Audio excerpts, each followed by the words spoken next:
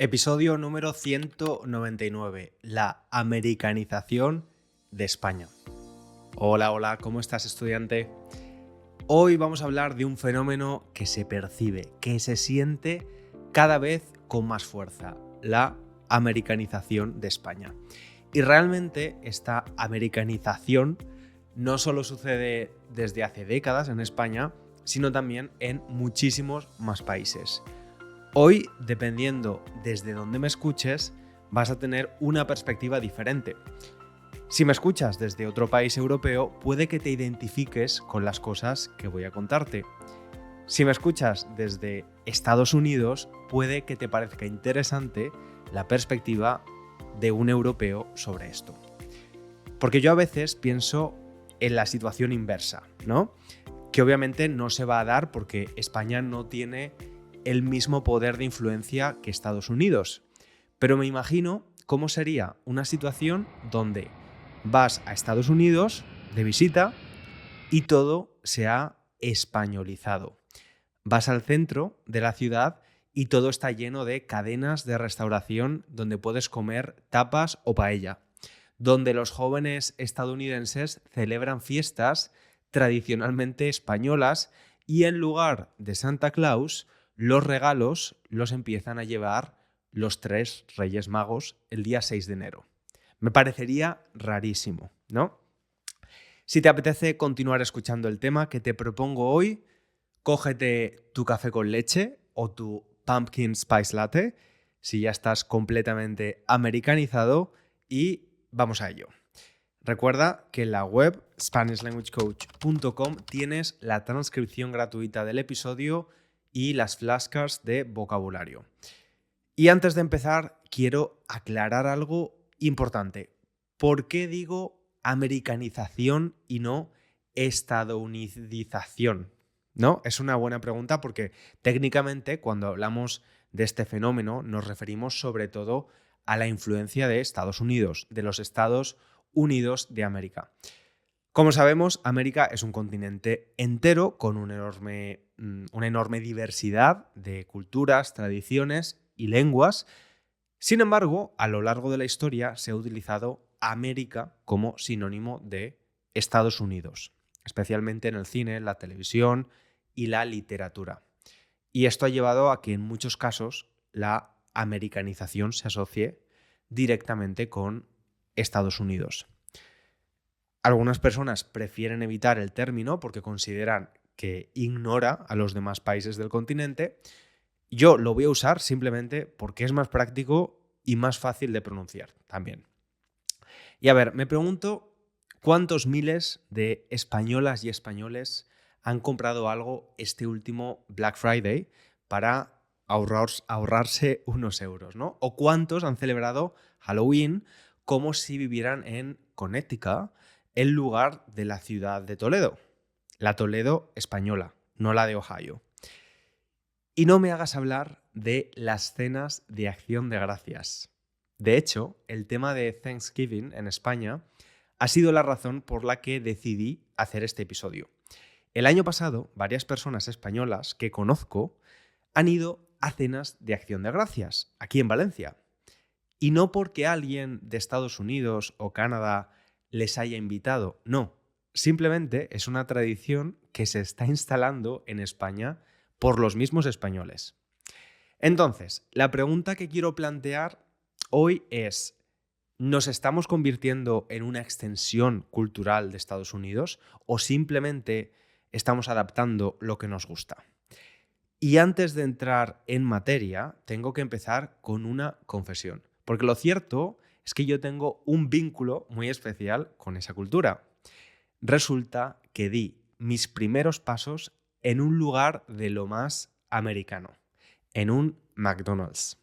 Sí, como lo oyes, el día que cumplí un año, en 1990, mi familia decidió que sería buena idea celebrarlo con un Happy Meal. Y ahí estaba yo, con mis manitas llenas de patatas fritas, cuando de repente decidí que era hora de caminar. Y está documentado en vídeo y me hace gracia verme dando pasos patosos de aquí para allá al lado de una estatua súper creepy de Ronald McDonald's, ¿no? Y por cierto, si no quieres usar el anglicismo creepy, puedes decir que algo da mal rollo. A mí, Ronald McDonald siempre me ha dado muy mal rollo, por ejemplo. Así que, si alguien me pregunta si estoy americanizado, mi respuesta es un rotundo sí. Literalmente aprendí a andar rodeado de Big Macs y cajas de nuggets. Soy culpable. Y otro gran ejemplo de esta americanización es Halloween, ¿no? Porque seamos sinceros, hace 20 años, aquí en España, lo único que hacíamos en octubre era ir al cementerio a dejar flores a nuestros muertos, ir a la iglesia, ir a misa y comer dulces típicos como los huesos de santos, que es un tipo de mazapán, o castañas. Y ahora, sin embargo, estamos decorando nuestras casas como si viviéramos en la serie de televisión Stranger Things y gastando un dineral, mucho dinero, en disfraces para asustar al vecino con el truco o trato. Y lo mismo pasa con los baby showers y los gender reveals. Yo crecí en una España donde si anunciabas el sexo del bebé era diciendo es niño o es niña y punto. Ahora no. Ahora necesitas globos, confeti y si puede ser un espectáculo de luces. Hay gente que incluso usa una avioneta o fuegos artificiales. A mí nunca me han invitado a ninguna fiesta, ni de baby shower, ni de gender reveal, o en español, fiesta de revelación del género o sexo de tu bebé.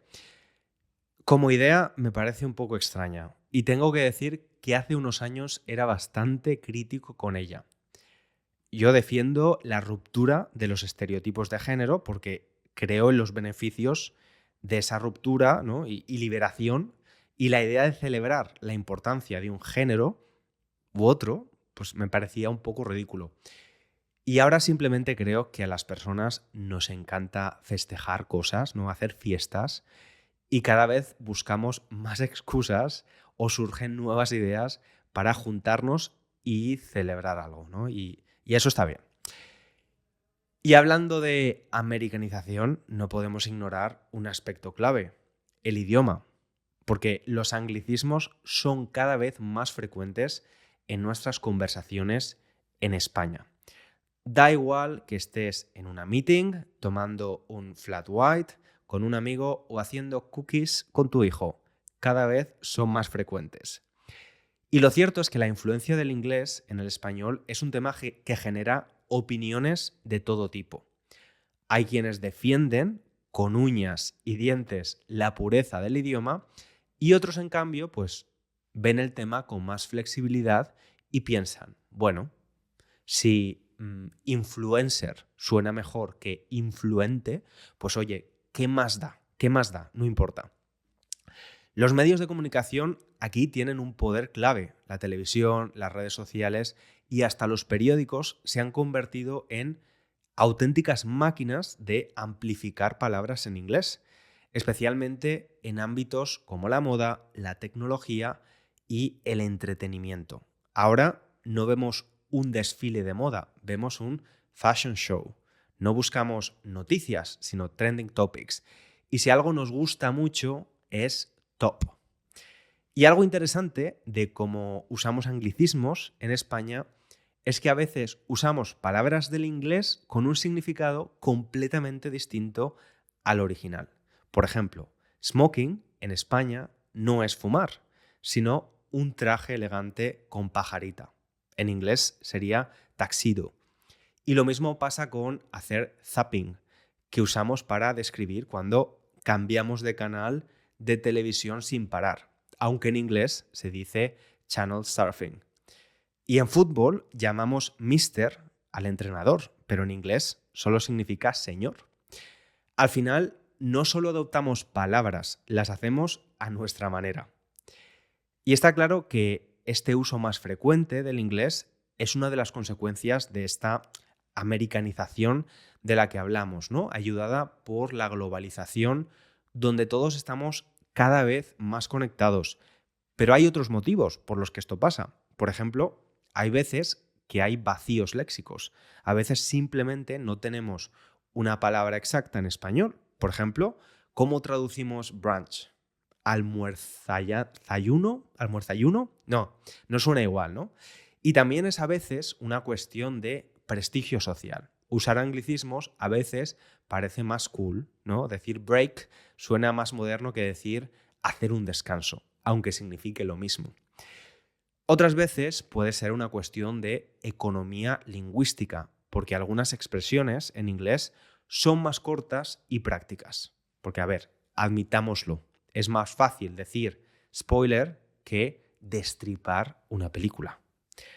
Y también, claro, a veces es simplemente por una preferencia del hablante. Al final, cada uno habla como quiere. La lengua es algo vivo y cambiante y eso ha pasado siempre y seguirá pasando. Y por supuesto, no podemos olvidarnos de uno de los mayores vehículos de influencia cultural, el cine de Hollywood. Y probablemente este fue el primer gran contacto, ¿no?, que tuvo España con la cultura estadounidense a nivel masivo. Imagínate la escena, años 20, salas de cine abarrotadas, llenas de gente. El público viendo por primera vez esas películas con historias fascinantes, efectos especiales impresionantes para la época y estrellas que parecían de otro mundo. Hasta ese momento, las pelis que se veían en los cines españoles eran sobre todo francesas o locales y mucho más sobrias y pues hablando del contexto europeo. Pero de repente llega Hollywood con su fórmula de espectáculo puro y su forma tan particular de contar historias. Y desde entonces las costumbres, la moda y hasta los valores que aparecían en pantalla comenzaron a filtrarse poco a poco en ese imaginario colectivo español. Después llega el cine sonoro y con él estrellas como Clark Gable, Humphrey Bogart y Marilyn Monroe, que ya no solo eran actores, eran símbolos de un estilo de vida. Y es curioso porque incluso antes de adoptar palabras en inglés, en nuestro día a día, ya habíamos empezado a soñar con el sueño americano, ¿no? Muchas personas se imaginaban recorriendo las calles de Nueva York o conduciendo un coche descapotable por una carretera infinita gracias a esas escenas de esas películas. El cine fue, sin duda, una especie de puerta de entrada a esa fascinación por lo estadounidense. Y de ahí que hoy no nos sorprenda tanto ver tradiciones como Halloween o Acción de Gracias en España. Al fin y al cabo, llevamos más de un siglo viendo en pantalla cómo se celebran esas fiestas y cómo se vive un determinado estilo de vida. Y yo creo que ahí está la clave, ¿no? Durante muchos años hemos visto o nos han vendido un determinado estilo de vida muy aspiracional, pero solo se podía soñar con él, porque en España no teníamos ni los medios ni los lugares para poder vivirlo. No existían los centros comerciales ni las hamburgueserías. Pero ahora es diferente, ¿no? Y yo recuerdo cuando abrió el primer Starbucks en Valencia, principios de los años 2000. Esta cadena de cafeterías de Valencia no eligió cualquier localización. Escogió uno de los locales, uno de los sitios más bonitos de Valencia, un local comercial en el centro de la ciudad, justo al lado de uno de los teatros más conocidos. Y voy a leerte la nota de prensa que la empresa envió a los medios de comunicación cuando abrieron su primera cafetería en Valencia. Starbucks Coffee busca ser ese punto de descanso para los amantes del café que se encuentra entre el trabajo y el hogar. Su amplio local con cómodos sillones, música agradable y prensa gratuita invitan a sus clientes a pasar y a disfrutar del tiempo libre, acompañados de un buen café, preparado a su gusto y en el momento. Durante semanas hubo grandes colas para comprar un café en este Starbucks. La gente quería vivir la experiencia que tantas veces había visto en el cine y la televisión.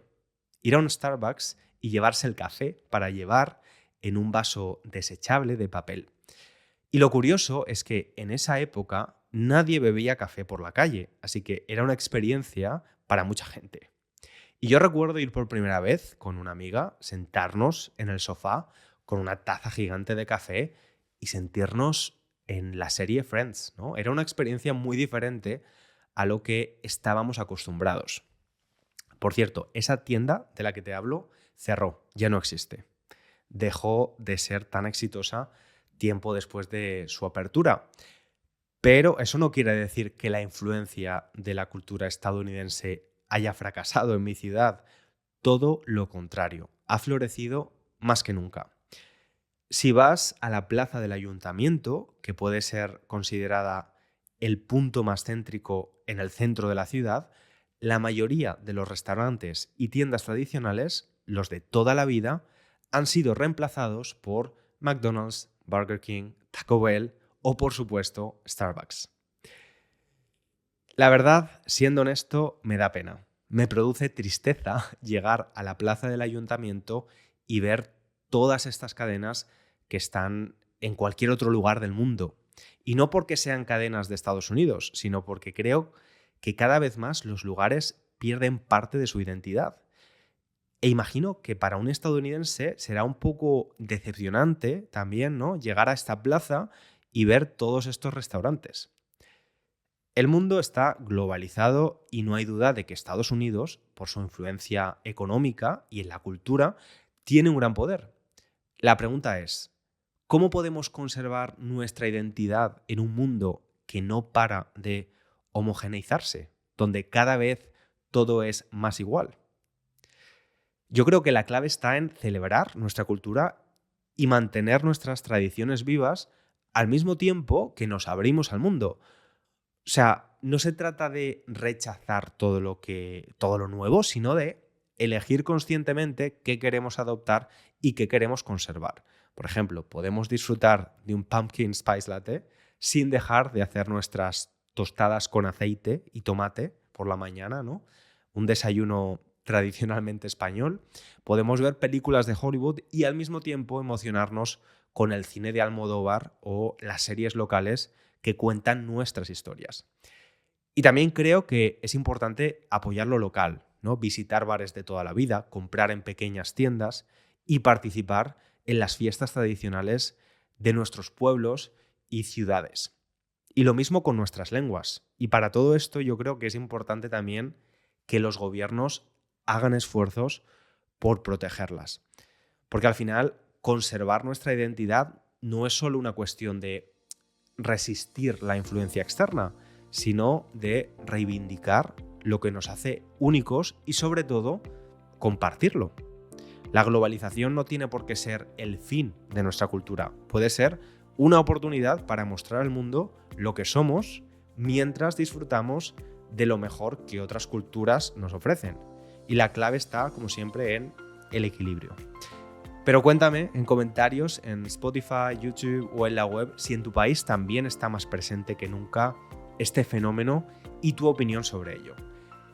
Estudiante, te espero en el próximo episodio. No te olvides de seguir o suscribirte al podcast y recomendarlo a otras personas que estudien español. Muchas gracias y un abrazo grande.